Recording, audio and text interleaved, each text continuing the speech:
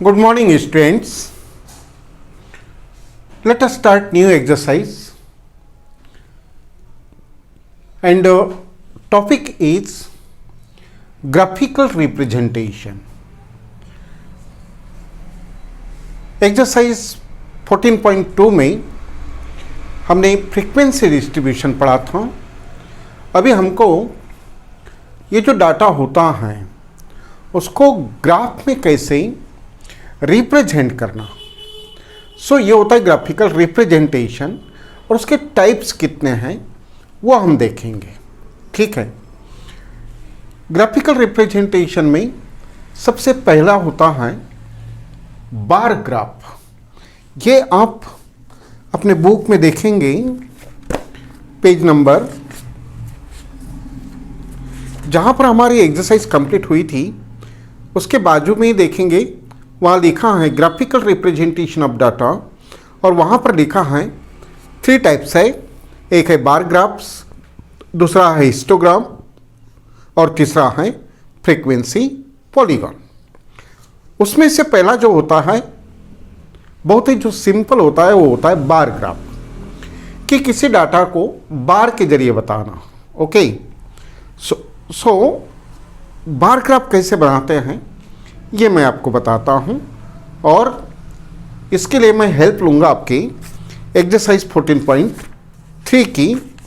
14.3 में question 1 to 3.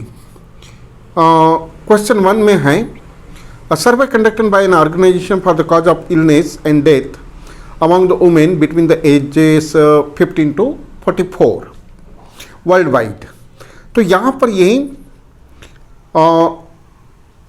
Illness के और डेथ के कॉजेज बताया है वुमेन के लिए world wide.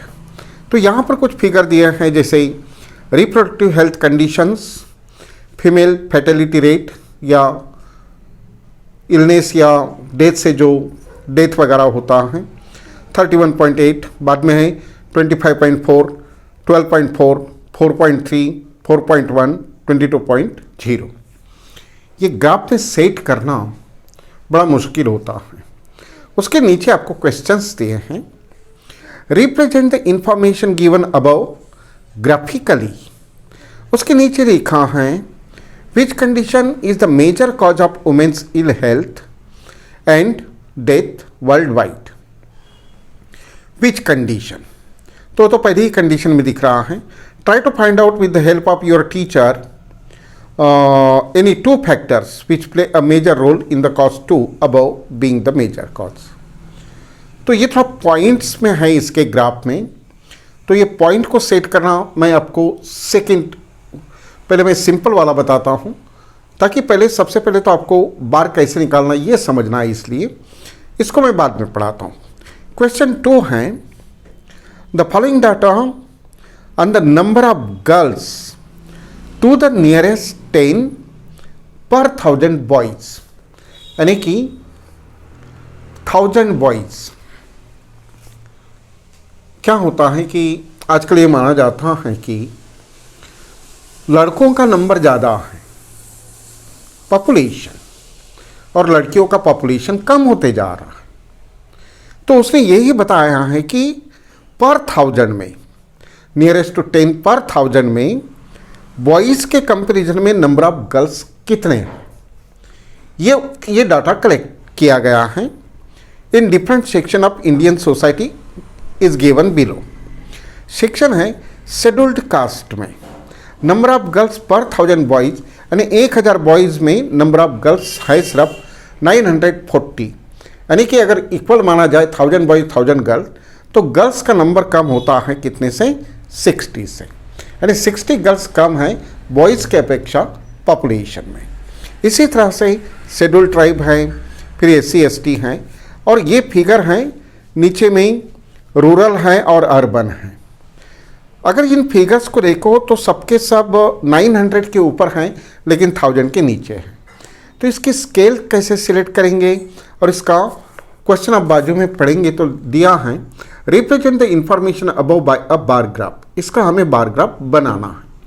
In the classroom discuss what conclusion can you arrive at from the graph. तो ग्राफ बनाने के बाद में पढ़ेंगे। पहले इसका बार ग्राफ बनाते हैं। ये जो सेक्शंस हैं ये हम एक्स एक्सिस पर लेंगे और ये जो फ्रीक्वेंसी हैं ये हम वाई एक्सिस पर लेंगे। तो बार ग्राफ कैसे बनेगा?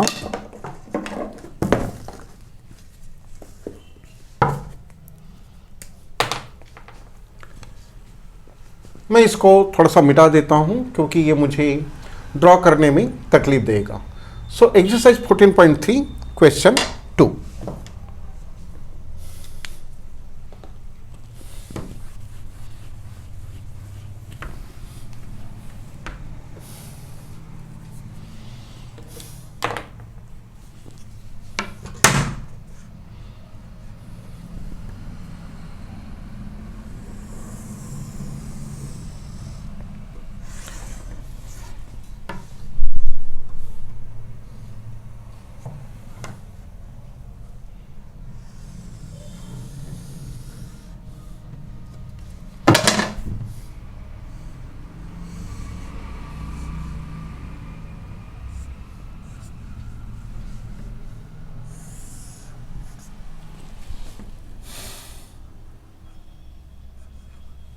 ये हो गया।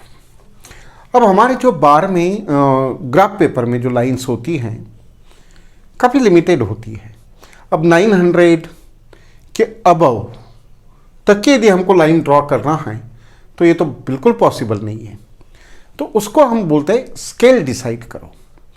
तो सभी 900 और 1000 के बीच में है, तो हमने क्या करना चाहिए? 900 से शुरू करना चाहिए।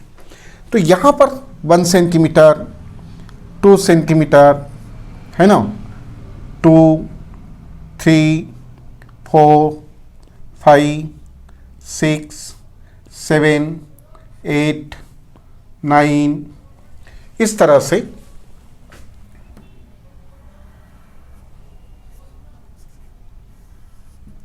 10 हमारा जो ग्राफ पेपर होता है उसमें 1 सेंटीमीटर के डिस्टेंस पर डार्क लाइंस ये रखी रहती है।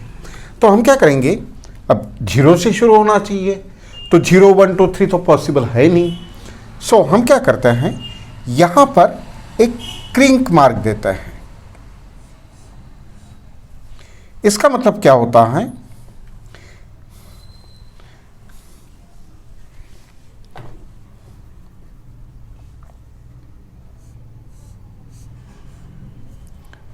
इसका मीनिंग क्या होता है? इसका मीनिंग क्या होता है कि किसी बड़ी चीज को छोटा करना हो तो हम क्या करते हैं?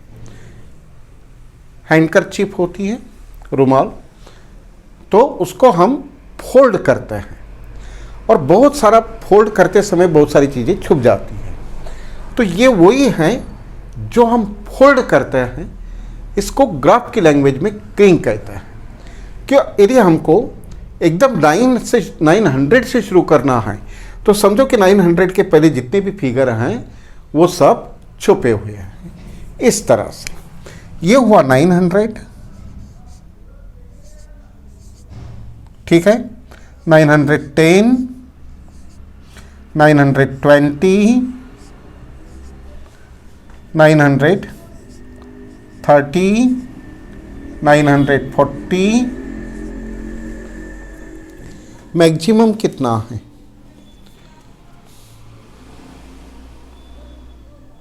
70 तक है ना, 70 तक, यस, 40, 50, 960, 970, 980, यानी इसके नीचे ही है और 910 के ऊपर है। तो इसमें हमारे पूरे ग्राफ आ जाएंगे।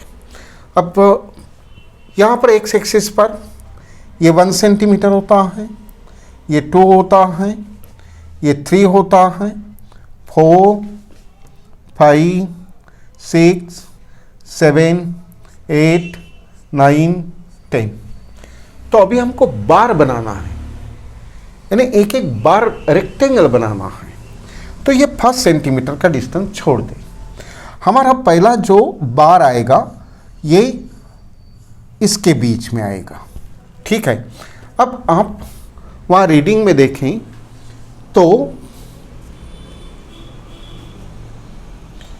पहला है आपका क्या है, शेड्यूल्ड कास्ट, और यह है 940 ये है। तो हम क्या करेंगे, यहाँ से पहला ग्राफ 940 का ड्रॉन करेंगे। ये हो गया आपका 940, ओके। ये हुआ इसका रेक्टेंगल, यानी कि स्टैटिस्टिक्स के लैंग्वेज में ये हुआ इसका बार ग्राफ। सो 940 एक्यूरेट निकालेंगे। लाइन के ऊपर नहीं जाना चाहिए, लाइन के नीचे नहीं जाना चाहिए। ये हुआ पहला बार। अब इसमें ये किसका है, 940 शेड्यूल्ड कास्ट का, एस से लिखा है। तो यहाँ पर हम लिखेंगे शेड्यूल्ड कास्ट या SC, या फिर इसको 1 दे दे, क्योंकि बहुत सारे नंबर्स लंबे लिखना नहीं होता है, तो इसको 1 दे दे। और फिर यहाँ पर 1 क्या है 2 क्या है वो बता सकते हैं, या फिर आपको ये लिखना पड़ता है। लेकिन कभी लिखने के लिए अभी ये जो क्या है नॉन बैकवर्ड डिस्ट्रिक्ट्स जो हैं, इतना सारा ऐसा लिखने में तकलीफ होती है, तो हम क्या कर देते हैं, इसको 1 दे देते हैं, और 1 क्या है 2 क्या है 3 क्या है वो बता देते हैं। ठीक है, तो आपको जैसे पॉसिबल लगे। सो ये हुआ SC, इस तरह से SC हो गया। ये हुआ पहला ग्राफ। ये बताता है कि ये शेड्यूल्ड कास्ट का है और इसकी फ्रीक्वेंसी है 940। इस तरह से हमको सबको प्लॉट करना है। अभी जब दूसरा बार निकालेंगे तो इस बार में और इस बार में गैप रखी जाती है 1 सेंटीमीटर की। तो ये हुई गैप। अब दूसरा बार जो चालू होगा वो यहाँ से चालू होगा, यानी ये गैप है, उसके बाद में ये गैप है, यानी कि हर इंडिविजुअल बार आपको अलग अलग दिखेगा। सो सेकंड क्या है आपका शेड्यूल्ड कास्ट ST का, और यह है 970। तो इसको ब्लैंक छोड़े और ये 970 यहाँ तक करें ऐसे, ओके। यह है 970 की लाइन। आपकी इसमें तो बार की लाइंस रहती हैं, आपको बराबर की सेट करना है 970, ओके, इस तरह से। और ये कंप्लीट रेक्टेंगुलर बार हो गया। ऐसे बनाएंगे इसको, ठीक है। अब यहां पर लिख देंगे कि ये किसका बार बनाया आपने, ST का, इस तरह से, या ST लिखते हैं, ठीक है। सो ये मुझे मूव करने में तकलीफ हो रही थोड़ा सा, ये आप समझ सकते हैं। आप ग्राफ को इधर उधर सरका के लिख सकते हैं, वो कर लेंगे। तो ये हुए 2 बार, ठीक है। नाउ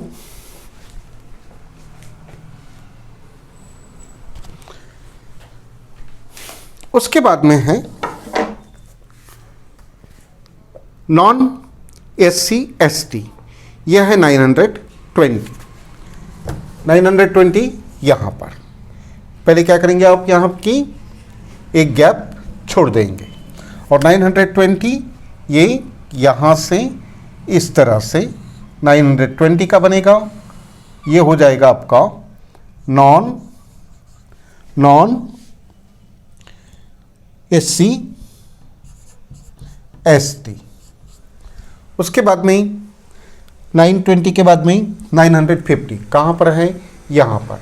तो यहाँ से एक गैप छोड़ करके ये आ जाएगा इसका, ठीक है।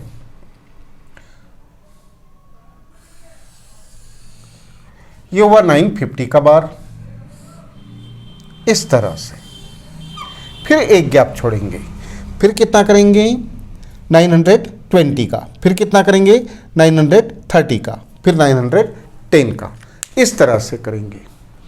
ठीक है, एक एक सेंटीमीटर की गैप। आज के लिए मैं एक ही ग्राफ पढ़ाता हूं आपको, ताकि आपको ये फर्स्ट टाइम है, 7th में 8th में आपने किया होगा या नहीं किया होगा, आई डोंट नो, क्योंकि मैं तो सिर्फ 9-10 को ही पढ़ाता हूं। तो ये बार करके देखें, और ये बार आपके ग्राफ में आ रहे हैं या नहीं आ रहे हैं, ये मुझे बताएं। अगर 1 सेंटीमीटर के गैप में ये पेपर में नहीं आता है, तो उसको आप हॉरिजॉन्टल ले सकते हैं, या फिर इस गैप को हाफ सेंटीमीटर में भी हम कर सकते हैं। तो पहले मैंने जैसे आपको बताया, आप सिर्फ इसका इतना ही बार ग्राफ बना करके मुझे सेंड करें, और उसमें आपको क्या बन रहा है, नहीं बन रहा है, या कोई डिफ़िकल्टी जा रही है, सो वो मुझे बताएं। उसके बाद में मैं इसको डिटेल में इस चैप्टर को फिर आगे बढ़ाता हूँ। एग्जामिनेशन स्टार्ट हैं, तो मैं थोड़ा टाइम थोड़ा सा कम लूँगा इसमें। इतनी गाइडलाइंस दिया, ये एक ही बार ग्राफ आपको बनाना है, और आपको अभी एग्जामिनेशन में होमवर्क भी सेंड नहीं करना है, बट आप यदि बनाते हैं तो सेंड कर दें, या कोई डिफ़िकल्टी जा रही है तो वो आप मेरे साथ शेयर कर सकते हैं। Okay students, let's try this one. See you in the next period. Good day, goodbye. Thank you.